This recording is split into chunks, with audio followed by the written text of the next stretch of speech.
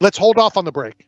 Okay. Okay? Because I got a funny story to tell about our next guest. Oh, really? But let's welcome our next guest, and then we can tell the story. Let's welcome back to the program, Kevin Lee. Kevin, how are you? Yes, sir. What's happening? How you doing? Not too bad. Appreciate your time. We spoke before your last fight, so maybe we're a little good karma. Yeah. Before the last one in Florida, right? Correct. Not in Miami, I think. Yes, sir. You are correct. Yeah, I don't forget nothing. Got the elephant memory, you know? There you go. I like that. So how have you been since last time we've talked? I've been great. I had to heal up from that fight, but I feel in great spirit and in great shape. I feel indestructible, so I'm excited to kind of go out there on Saturday night and put on a good show. I'm fighting a guy who's a little unknown to Americans especially, but he's a really tough challenge on a 19-fight win streak, and he's trying to make a name for himself. So I got my work cut out for me this weekend. Since, we got to that name and your opponent on Saturday in your last fight against Diego Sanchez, does it matter? Does it matter the name of the fighter? Does it matter, you said, kind of unknown here in the States but known overseas? Obviously, people knew Diego. Does any of that come into play, when you agree to a fight and when you get in a fight? It does. I'm not gonna lie. It's maybe not from a skill standpoint because the man is who he is, but from a promotion standpoint and a business standpoint, it does. It's looked at a little different when you have to fight these guys and you beat them and nobody's heard of them and they don't understand how tough it is to get these W's sometimes. And if you lose, obviously it's a lot more devastating. So it's a lot of pressure behind it, but I enjoy the pressure. I wanted the pressure. I kind of asked for it. So I'm somebody who under pressure, I'm going to rise to the occasion. I took this fight very, very serious and through training camp and through this last year. And it's going to be the one that makes me shine. I think that pressure is going to make a diamond. Talking to Kevin Lee, UFC on ESPN 48 this weekend in Las Vegas. How has the process changed over the years? Has it changed? You mean for my fight preparation? Yeah, preparing for a fight, whether it's the nutrition, whether it's the rest. Has it changed over the years? It has. It's kind of been on swings. I went through a long swing of a recovery first type of deal, and I think that kind of became popular for a while, and we pushed ourselves too hard early on, so then we went through a phase of recovery. But this last year, I kind of got away from that. I kind of got away from, let me rest and let me focus on my rest days and all this. Like, this last year has been hard work, and it's nothing but hard work. And even when I'm tired, even when I'm sore, even if I don't want to do it, I still get in there and I still make myself do it. And I still make myself go through that, and I think that's going to pay dividends in my cardio and in my preparation for the fight. So it does change a little bit, and I feel like I've found that sweet spot now. I'm at the place in my life where I'm 30 years old. I'm hitting my prime physically as a man. I feel like a grown man, but I also got 18 fights in the UFC, 25 fights overall. And, that's giving me the experience to know how to use this body and know how to get in there and use the strength in the right way. So Kevin, obviously we're in the middle of the tough season 31 where it pits vets versus, upcomers.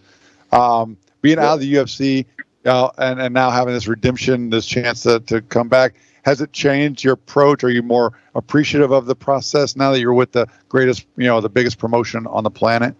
And anything changed from the past?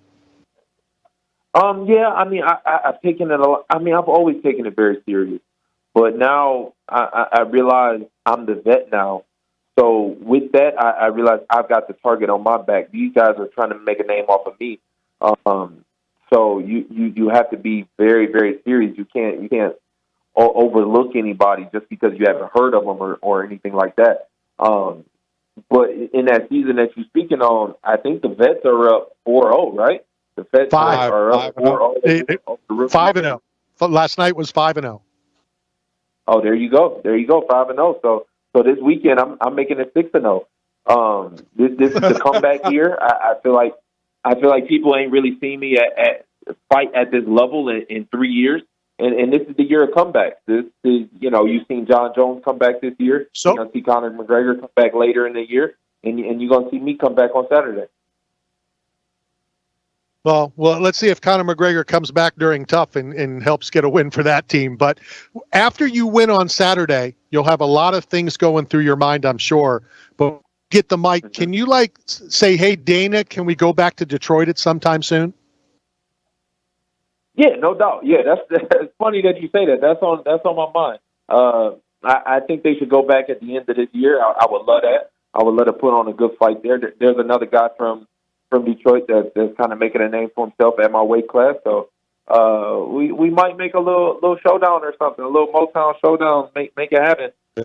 Either way, even if they don't go out of Detroit, I'm going to tell them let's leave the Apex alone. The pandemic is over. People, we can step back into these big arenas. I would love to fight again at Little Caesars Arena.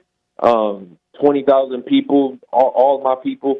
That's kind of where my eyes is at. It's a different energy when you win 20,000 arena. I'd love to go into Detroit. Been up there a couple times. Was up there for the couple UFCs. So I got a story to tell you. And my wife always tells me, why do you tell these stories? It makes you look bad. And I laugh and I say, I don't care what I look like. I truly don't. If it's a funny story, it's a funny story.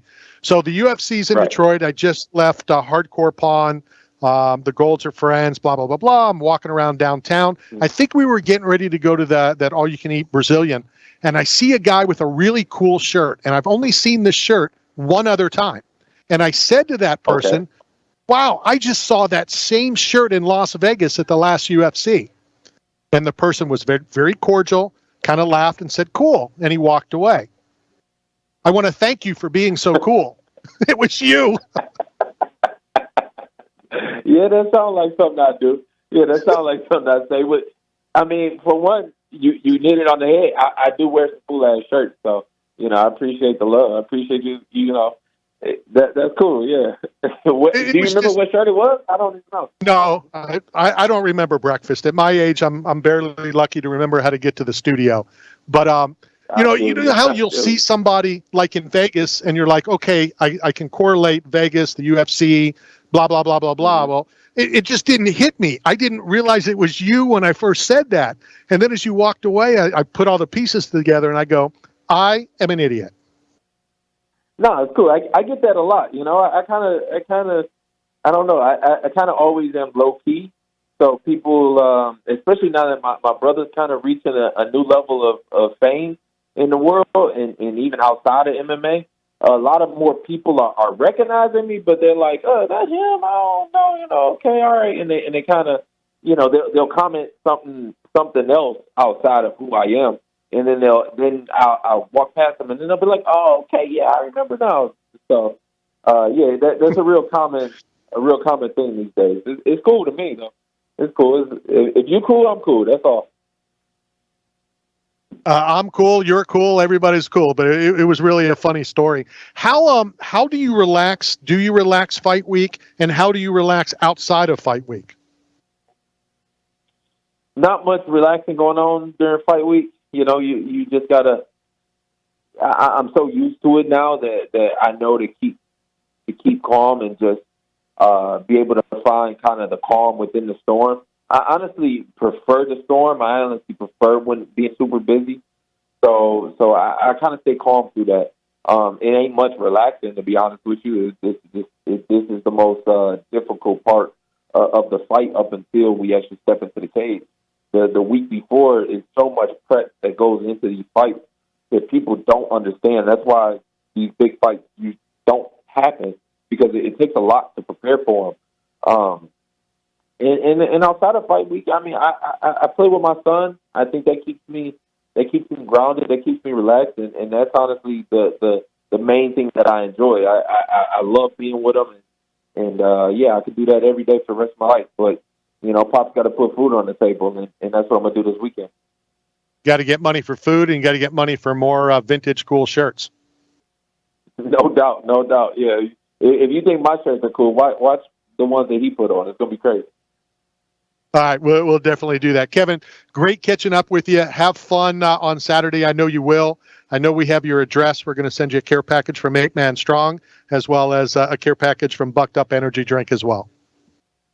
I appreciate that, my man. Yeah, if they go to Detroit, you on the first flight out there. Oh, trust me, I will be there. We'll hang out. I always go to Hardcore Pawn and do all that stuff with those guys. If you've never been there, you need to go at least once.